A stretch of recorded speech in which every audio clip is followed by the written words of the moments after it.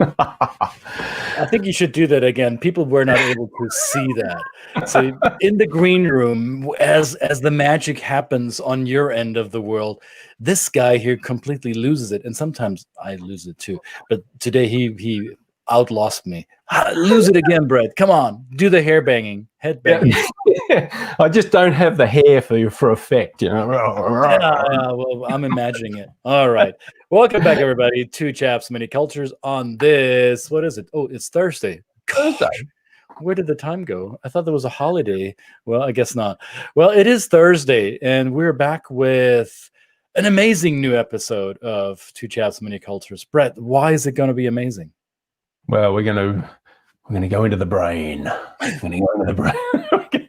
We're going to explore the deep and darkest corners of the psychological world. And of course, we are totally underqualified for such a topic. This is why we bring in experts. And I'm glad you said that, because I was worried that I'm going to have to talk about something I have no clue of.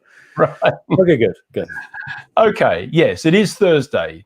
And may I introduce our wonderful guest who is going to talk about psychology, the wonderful Kinga Białek. Hello, Kinga. Joining us from Poland today, and looks like a wonderful evening there. It's very subdued light. It's very like kind of noir. I do like it's very nice with the wonderful kind of movie star type of look with the low key background. It's very nice. Welcome. Thank you so much. Thank you, and hi Brett, hi Christian, hi everyone. It's a pleasure to be here. Yes, I'm actually enjoying the evening. The light is beautiful right now. The sun is, going down, and it's beautiful sky. It's not raining. We are coming into autumn, but the weather still is beautiful. So yeah, nice evening here. Greetings from Warsaw. Warszawa, right? Am I saying it right? Warszawa. Yeah, and how do you say good evening? Dobry wieczór. Dobry wieczór. Okay. Dobry wieczór. Dobry wieczór. Dobry wieczór. Yeah, exactly. this Aussie been trying to teach me Polish, but I don't trust him. I'm thinking he's trying to teach me something that's inappropriate. So I better check in with the native speakers. Welcome, Kinga. Nice to have you. Yes. Welcome. Nice to be here. So we're talking about psychology, and I've had the great pleasure of seeing Kinga present in a couple of different workshops around the world on the work that she does. But just tell us a little bit about what your background is, Kinga, what brought you to this field, and perhaps a little bit of how you apply it to the field that we are in the field of intercultural work and cross-cultural work. Sure. Thanks, you, Brett, for nice welcoming words. I'm a fan of cross-cultural psychology, so I won't be objective here. So I just want to say that it is great discipline. One thing, yeah. So yeah, it's true that I have been working as a cross-cultural psychologist, including my studies. It will be 20 years this year. It's a lot of time. Started when you're 10, right? Yeah, exactly. But I graduated from cross-cultural psychology. It was something new in Poland, and this was something really brilliant, because these were the beginning of year 2000, and when we gained the independence in Poland in 1989, we started to receiving migrants and refugees. And that's why a few people thought that it might be a good idea to develop this discipline here in Poland. And also the global business came to Poland with open market. We got a lot of corporations, a lot of international investments. And that's why there are some people, or Polish people, who used to live in many, many countries. And they thought that it would be nice to have this discipline here in Poland. So I knew that this is something for me. I really wanted to study this cross-cultural psychology. And why? I asked this question to myself many, many times, and I have few answers. But I guess one of the answer is that I have an experience of being a child of asylum seekers, because my parents were asylum seekers in the 80s, when there were totally different times. It was really difficult it was difficult to cross the borders, and my father was involved politically involved here in Poland, and that's why he thought that maybe it is a good idea to escape from the country for kind of some time. And we went to Western Germany. So I used to live there for a short period of time, and that was the first time when I had contact with cultural diversity, and it was really interesting to me. But after a few years, the Berlin Wall had collapsed, and my parents decided to come back to Poland. And that's why I'm based in Warsaw. I'm living in Poland. My parents are in Poland too. My whole family is living in Poland, like my siblings, my sister, brother. And we have this experience in our life of living in another culture, kind of forced migration. But I need to say that it wasn't so difficult as it might be for some refugees or migrants, especially right now, because that was the end of the 80s. So I think that politicians already knew that maybe the Berlin Wall will collapse, and it wasn't so strict to get to another country. So, and since then I had friends from different countries, different cultures, and I know that there were so many ways how people can behave in their life because they are from different countries, different cultures. And that was amazing to me. And I decided to focus on this, to go deeper into the discipline which teach about and which speaks about, which analyze the topic of cross-cultural relations. So that's why this is how I started, actually. This is one of the answers. I have a question. Yes, we're talking about cross-cultural psychology, but I'm the history guy, and I'm always enamored with people's history. So when you said your father was politically involved, I'm suspecting it was Solidarność, right? Yeah, all right, exactly. So, and you said before, and the choice of words you used was interesting to me. When our country gained independence in '89. For somebody who grew up in West Germany, I always looked at Poland as a sovereign, independent country, right? Yes, in the Eastern Bloc, but I did, from a Western perspective, I didn't look at Poland as a dependent country. That's interesting how these experiences are different, or were different. Yeah. Now, did you not in Poland also have in the Eastern socialist communist world, were there not interactions with people from different cultures? I mean, Polish, Russian, there is some difference, Polish, Ukrainian, Polish, Slovak, Hungarian, Balkan countries. Was there not an interaction that was noticeable, or did it really just amp up after the Iron Curtain came down?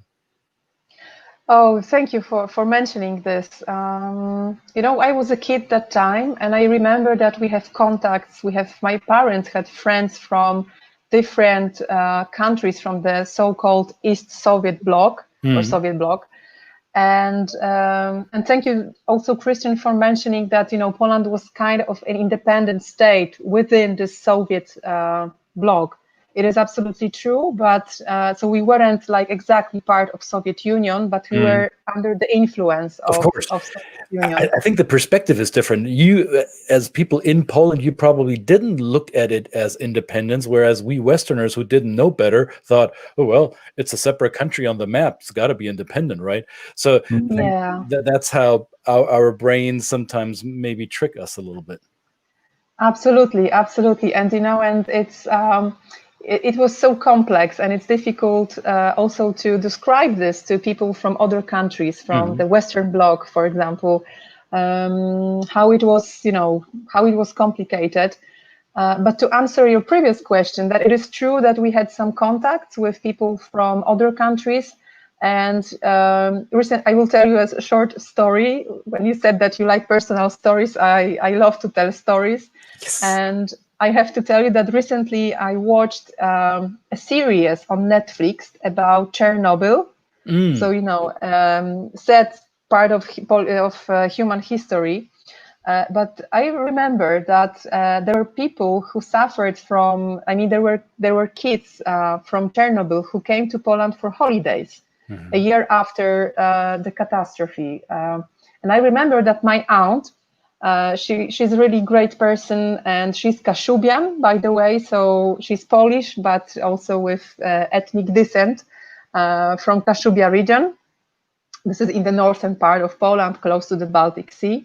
And I remember that she was a host for kids from Belarus and Ukraine, and she invited them. There was some kind of exchange, international exchange, and she invited those kids to have holidays in Poland. So they were guests in her house. I was there with my siblings as a guest too. And that was really nice experience. We were kids. We didn't know what Chernobyl was. So we didn't speak the same languages, but I have to say that Belarusian language is really similar to Polish language. And there was some kind of a connection, between kids. Even if they don't know the language, they will find some kind of a connection. So yeah, I remember this. And also I remember that friends of my parents and my friends too, they went with their parents to Bulgaria, for example, or to Romania for holidays, sometimes to the Balkan states as well, but it was easier to travel to Romania or Bulgaria. And that was like, trendy holidays to go to Bulgaria to spend holidays there. Nice. And by the way, I do remember what it meant when Chernobyl happened. So that just tells our audience that I'm a little bit older than you. And it was not pleasant. The memories are not pleasant. Even I grew up in West Germany. We were, I may have said this on this program before, we were forced to stay inside. We were not allowed to go on the sporting facilities when we wanted to play soccer, right? It was impossible, or it was advised not to. So I was, when did Chernobyl happen? 86, right? So I was 15, 16 years old then, and this was the big fear of well, if the Third World War isn't coming, if the Cold War isn't going to implode our planet, are we going to implode it ourselves with our nuclear power generation? So this was I remember it as very dystopian times. Yeah, like it's almost unreal. Right. Almost unreal. Yeah. So how did you get into this field? So you recognize there's a demand in Poland. There's international business coming to Poland. Poland was seen as one of the more advanced economies in the Eastern or former Eastern Bloc. The labor movement, the Solidarność movement had basically laid a foundation of high qualifying labor force. People were pouring in because cheap labor and highly qualified workers. So Poland was identified as one of those early winners of the Iron Curtain coming down. So there was a strong economic pressure to understand foreign cultures, I'm suspecting. So how did that shape your path career-wise, and what did you discover? Yeah, absolutely. I noticed that, in the 90s, there were more people from different countries coming to Poland. I live in Warsaw, and it is a funny story because we used to have a big stadium in the communism era in Warsaw. And in the 90s, unfortunately, it didn't get any help to get renovation. So Polish people are really entrepreneurial. So that's why they think about small businesses, how to gain some money. And they started like a big market on this stadium. I don't know if you have heard about it. It was. I've been there. You even been there? What's it called? Amazing. My first trip to Poland was 2003, and I remember going to that stadium, and I remember it vividly. And there were people. There were just people from all around the world, even African. It was exactly these wonderful young entrepreneurial African people that had come to the country selling goods in this stadium, and out of their mouth coming this Polish language that it was discombobulating for me to watch and listen, because obviously I would always thought of Poland as a pretty homogenous, society. And of course, being exposed to the family that I'm connected to in Poland, that was always true. But then that was a fascinating market. I don't know, does it still exist? Do they still do it, or? You know, the story is really, really fun, really funny, because they closed it. They closed the market, and it was a disaster for, you know, small business of migrant people, and but they closed it in order to renovate it. And after many years, they renovated, and now we have beautiful national football stadium there, big stadium.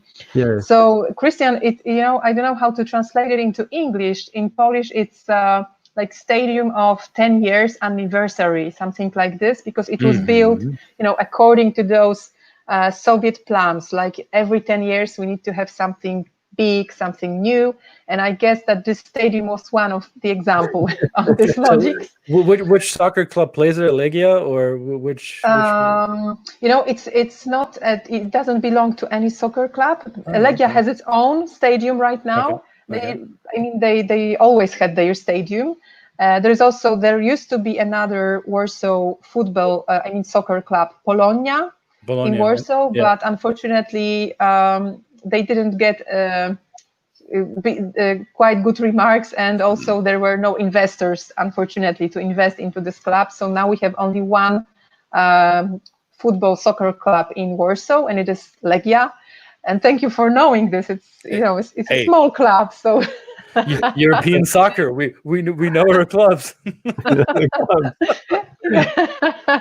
So Legia is one of the best Polish soccer club, but they have their own stadium. And now, when you come to Warsaw, you will notice the new, renovated, beautiful football soccer stadium right now, which is just right behind the Vistula River.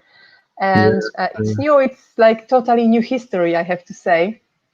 But just to answer your question, that when I was in my high school, I used to go there with my friends just to feel the atmosphere of other cultures, other countries.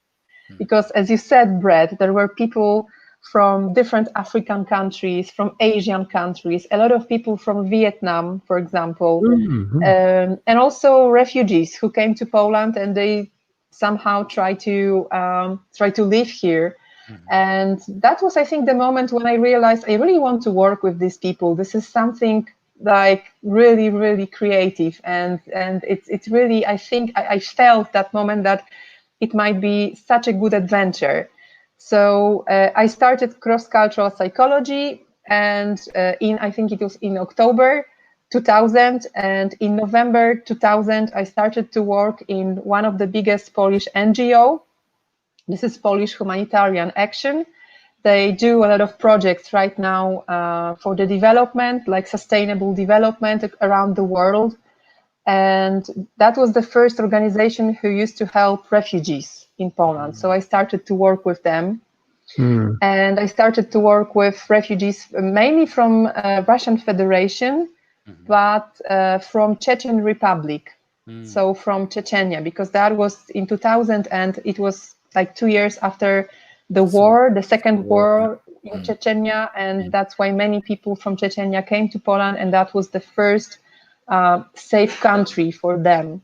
And we have, the majority of refugees in Poland, even right now, these are people mainly from Chechnya. Oh, wow. That was an adventure because it's like totally different culture. And the power of honor in Ray culture, the power of family, it's something which I cannot even say it's similar to Polish culture. It's something absolutely different from Polish culture. So I had to learn a lot, but it also gave me that feeling that people are very different, and we have such different mindset in our head if we have been born and raised in another country. And if you start to work with these people, you also change yourself. And this is what I also learned on my studies every day, that once we step into this road, that we start to work with people from different countries, different cultures, there is some kind of a change going on inside ourselves. And it is a beautiful adventure, I have to say. I have a question about that, though. In historically being kind of an homogenous society that's closed away from the rest of the world for so long, then bringing in refugees from a different background, even if they look the same, how does the kind of social cognition of what people have built up, or just, I mean, I would say in a closed society, people just hear stories about outside cultures. They don't really experience it. So then, as you coming in pretty much on the cutting edge, right? How hard was it to, I guess, teach other people in Poland about the openness of at least learning and being curious about other cultures, and as you say, some of the deep psychological approaches to life that come from other cultures that on the surface look fairly similar, but are completely different. So how that must have been pretty intense work, I would assume. It was, to be honest. Yeah, it was, and actually, it still is. And since we are still very culturally unified country, that we have like 98% of Polish citizens. These are Polish people, white Polish people, and very often who belongs to Catholic Church. So there is also the religion identification. So it's a challenge, to speak about diversity in such kind of environment. But when I started in 2000, I was a young student. I was full of passion and full of energy, and I loved to work with difficult topics because this is what I wanted to do that time. I started to work with teachers, and with teachers who had refugees in their classes. And at the beginning, it was, of course, difficult because they have a lot of stereotypes. Some of them, they already have some prejudices. And some of them, they also have like discriminative behaviors. So they didn't know how to deal with this cultural diversity and also religious diversity, because Chechen refugees, they are Muslims. And it was difficult. But what was really interesting in this cooperation, that very often Polish teachers, they felt that there is some kind of a connection between Chechen culture and Polish culture. And the reason for this is that we have a common enemy, Russia.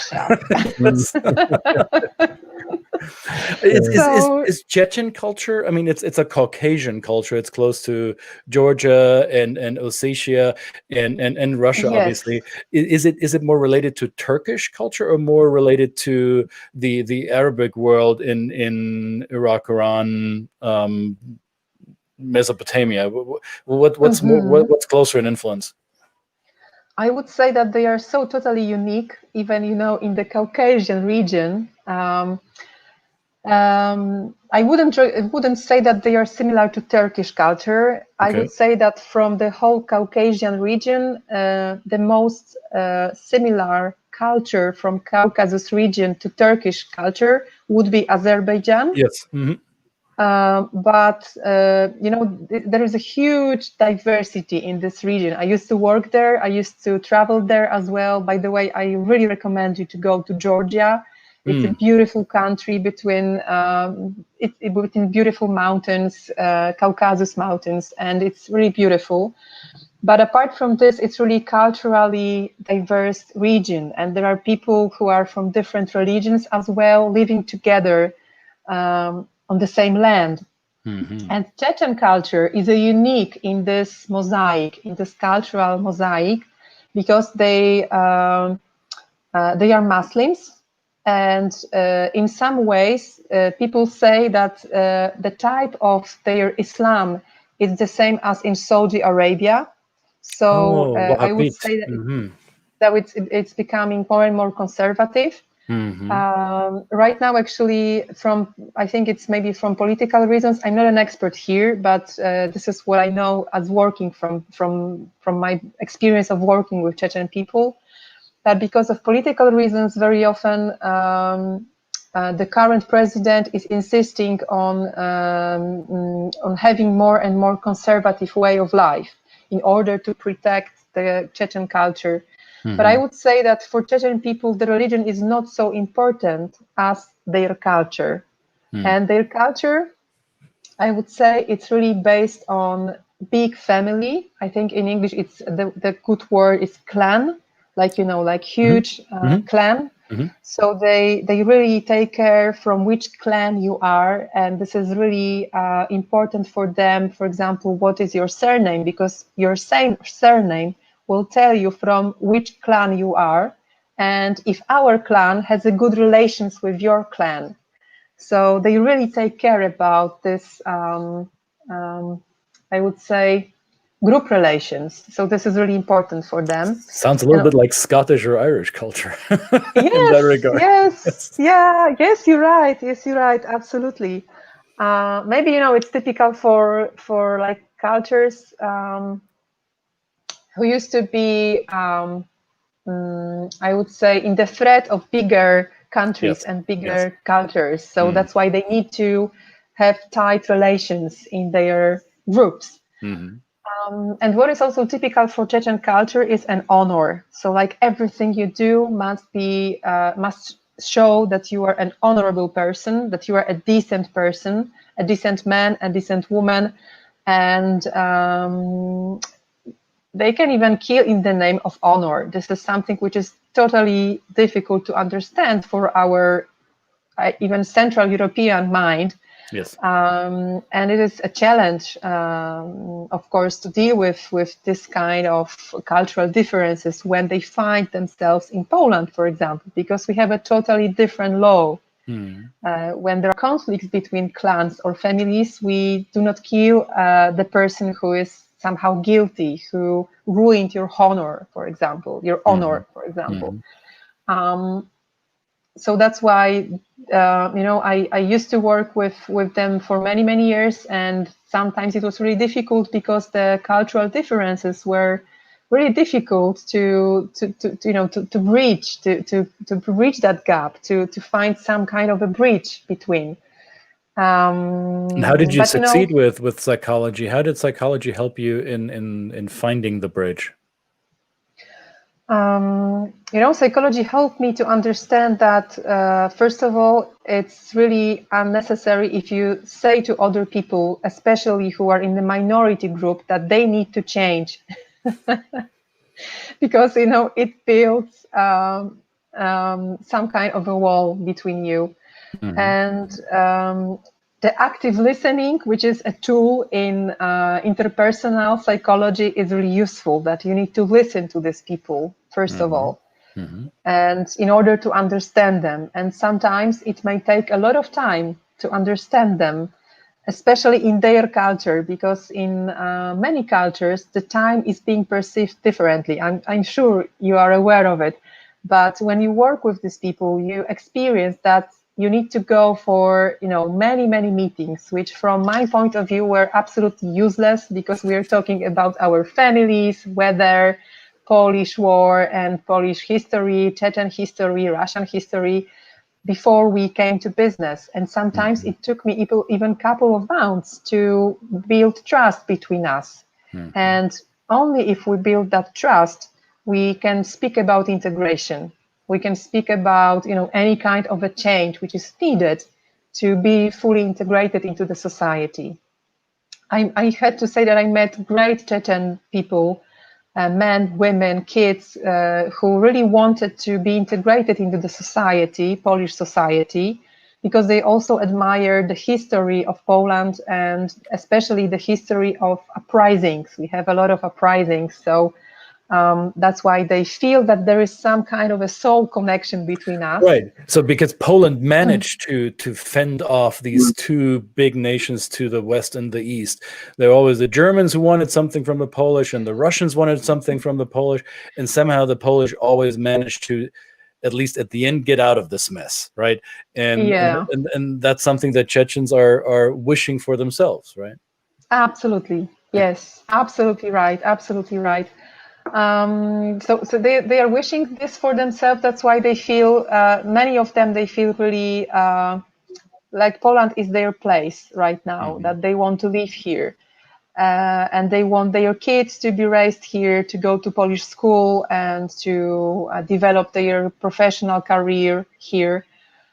It's not easy, also from the reasons which I already mentioned, and you, Brett, also mentioned about that it's difficult to run any kind of intercultural dialogue in a society which is very, I would say, culturally unified.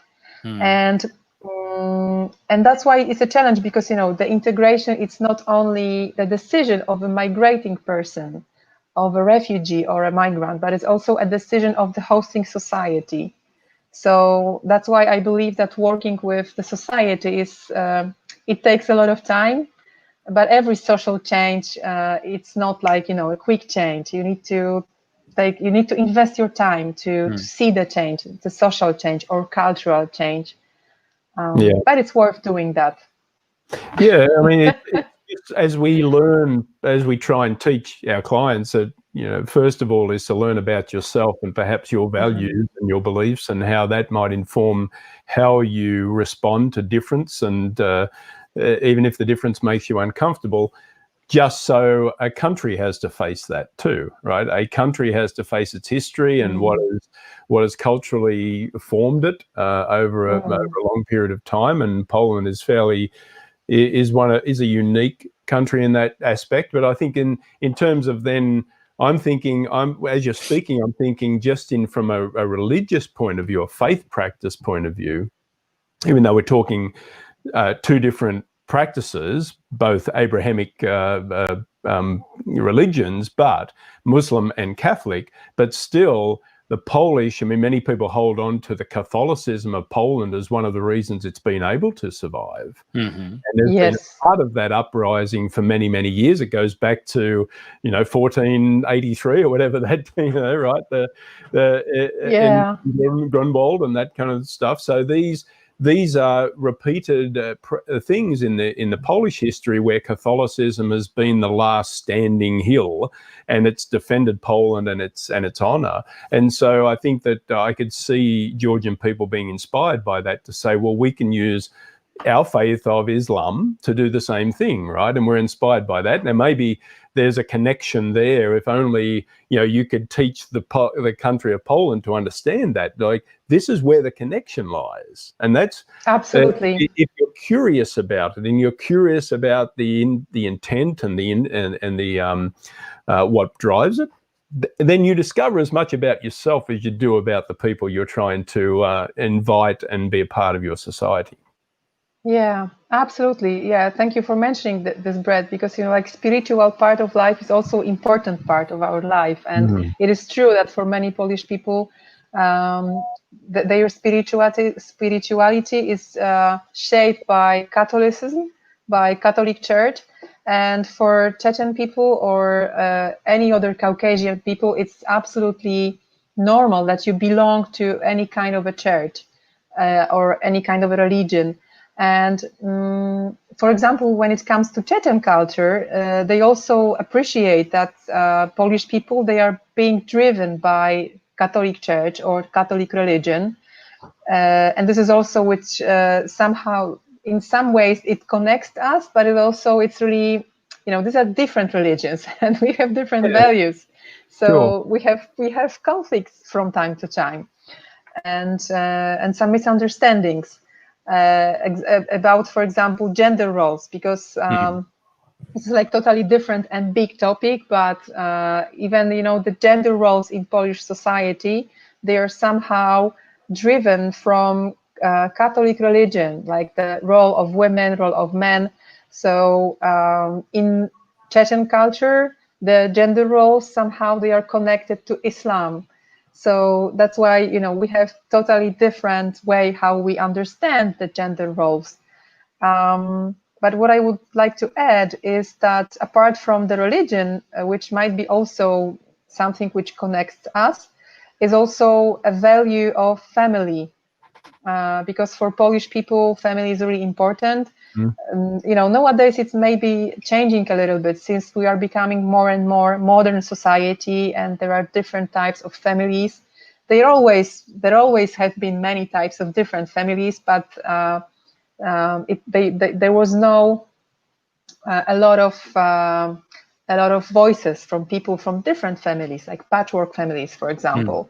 And now, since we are becoming more and more adult democracy, a mature democracy, voices from different families, or people who are not in the typical Polish norm, they are also allowed. Maybe it's not easy to speak if you are from any kind of minority in Poland, but it's becoming more and more easier than it used to be many, many years ago. But just to follow up with the family, I just wanted to say that it is absolutely true that for majority of Polish people, family is a great value. Mhm. And I have to tell you this, like even friends of mine who are living in many different countries in the world, Polish people, when they migrate to another country, they develop sometimes, very often, they develop their career, professional careers there. And when their parents get sick or they need any kind of assistance, Polish people, very often they are coming back to Poland because they need to take care of their parents. And it's very, very common. I need to say that I support those repatriates, those people who are coming back to Poland. And very often the reason for coming back is to take care about their parents. And when I speak with my friends, for example, from Sweden, from Germany, from UK, from France, it's not the reason, the first reason for them to come back to their home country. Mhm. So this is, I think, still really important. If someone will tell me that for Polish people, family is not a value, I won't believe. No. It is still a value. Yeah, it is. Well, the home, right? The family home. Psychologically, the family home for Polish people is tantamount to church.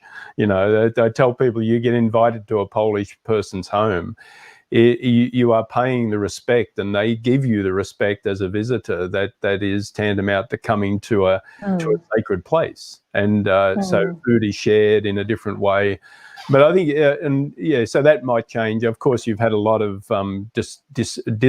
diaspora leave and come back to Poland just for financial and work reasons. So that's kind of, they've had exposure to different types of family life and that kind of thing outside of the home country, and coming back, and possibly repatriation is a big issue that we work through in our work, right, with families that are coming home from overseas assignments and children coming back with the experience on the outside. A whole nother subject, but that's something we can... Re-entry culture shock. Right, absolutely, yeah. Cross-cultural psychology, re-entry culture shock, yeah. Yeah, and that's what personally, me in the work that I do, I try and find, even though I'm so nowhere near the level of education that you have in the area, but I'm always reading and trying to understand things from this perspective, so I can at least inform the parents that I work with, even the adults in their actions of business. So just how important, considering the psychological, emotional, and spiritual effect this experience can have. So it's very, very, very fun. I bet it's fascinating work, and I've always been fascinated by how you've presented it in a wonderful way. I'm always, of course, very I have a great deal of respect as somebody who can do it in another language that is not their native language. So that, like my friend Christian too, that's the same. This is a wonderful skill, and so thank you very much for your work. To be honest, Brett, it may sound weird, but doing our work in my native language sometimes is harder for me than doing it in English. Because I've been doing it so much in English that doing it in German is, I need to consciously think about the terms or the terminology and the buildup of content that I deliver. Different story. I'm curious, Kinga, since it takes a while to, psychologically speaking, it takes a while when cultures like Chechen culture meets Polish culture, or when any type of close-knit societal structures are replaced or displaced in this case. How much patience as a practitioner in your field do you need to bring to that work before you see results? Sometimes it must be tiring to recognize, I know this process will take a while. I understand it because I'm trained. I have the information. I have the knowledge of knowing that the human brain needs repetition and consistency in order to open up to this new way of thinking.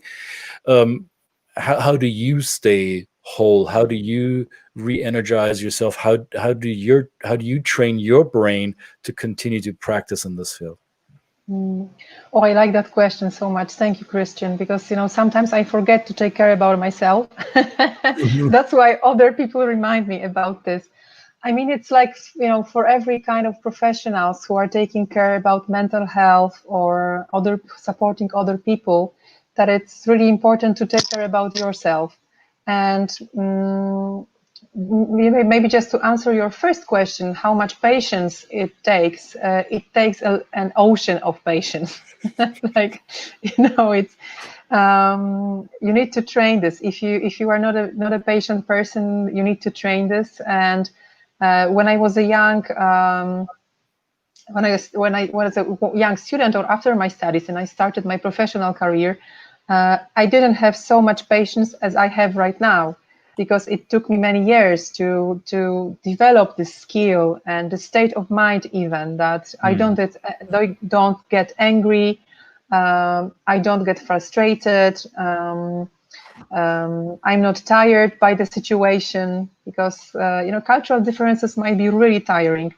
But to fully answer to your question, I need to say that what I do is that I ask other very experienced psychologists to help me, to support me. I never work alone. Even if I work alone as a trainer, or with a group, or with during my consultations with one-to-one consultations with other.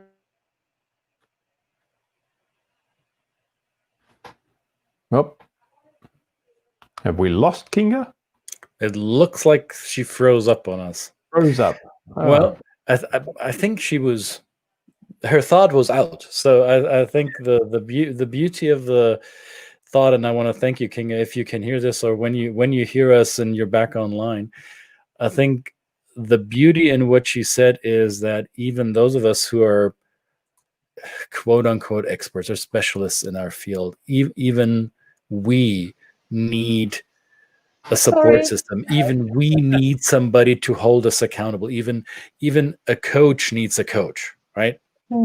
So even a trained psychologist needs a fellow experienced practitioner to keep you on track, or to rein you back in, or to help you stay mentally healthy.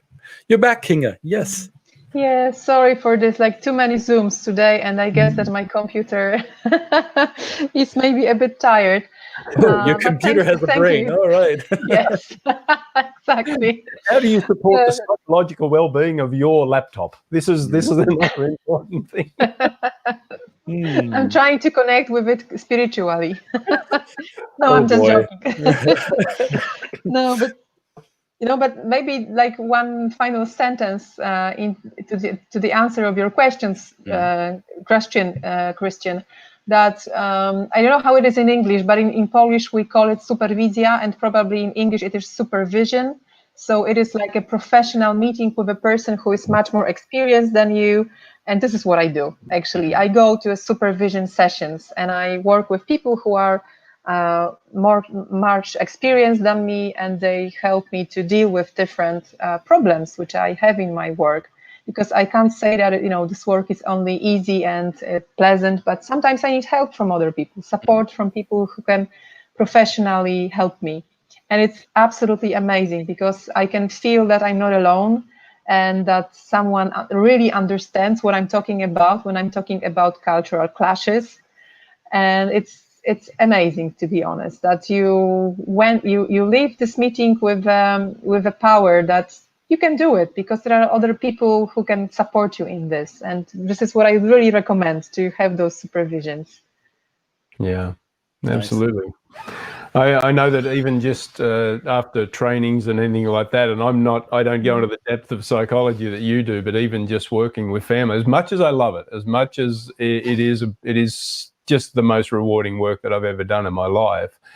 After you come out of a full day working with people and passing on the information and hearing their their expectations, their fears, their anticipations of this experience they're about to take on. You do take it on, right? And I think we need to be very cognizant of that as practitioners in this work, that we do express that to people who understand what that is like and can help us work through that. Because, I guess if I really haven't spoken to anybody that does this work that doesn't take on some of it personally, right? You do take the load on, and you want to serve your clients in such a generous way that you try and take it on, and it becomes a little bit of an emotional burden.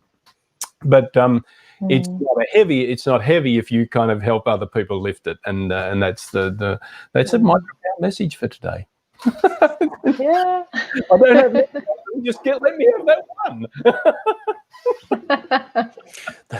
That's why he calls me after his trainings. That's right. No, seriously, when I finish a training and I go back to my family, especially my wife, and I tell her, hey, guess what happened today? I'm not saying that my wife's not supportive, but sometimes because she doesn't do our work, she's and how does this pertain to me right now? And what do you expect me to do? And your training is already done. And what did you do to help them? It's like, all right, okay, you were not there. Why am I bothering or burdening you with my digestion of what happened earlier today? I think that's why it's important to have somebody appear in our field to bounce this off with. And I'm happy to have two of you right there. Awesome. Yeah. Well, we have that's true. We have a wonderful community around us across the world. This is why we're connected with wonderful people like Kinga. The community we're building here, right? We want you to put things in the comments. We want you to comment. We want you to share, and we want you to interact. We want to build a community here. We want to serve and have it a two-way conversation so that we can all support each other. Because especially at the moment when we're not meeting up in person. Even our beloved CETA get-togethers are all virtual now, right? So they're all becoming virtual. It's important that we kind of reach out to each other and share and understand each other's work and do that. So thank you for your work, Kinga, and thanks for sharing it again. I think there's many more things we can talk about with you and your work. It's fascinating. That's been wonderful. Thank you. So happy to hear that. Thank you so much. Thank you so much. You're very welcome. So thank you, everybody, for joining. We'll see you tomorrow, as we always do, episode 50. This is a big milestone. Everything's a big milestone. It's episode 50 tomorrow. Who knew it? Who knew it? So just a little bit of, dziękujemy bardzo, pani Kinga. Thank you very much. Proszę bardzo. Well, whatever he said. Yeah, what all the idiot said. All right, guys. See you later. See you. Bye.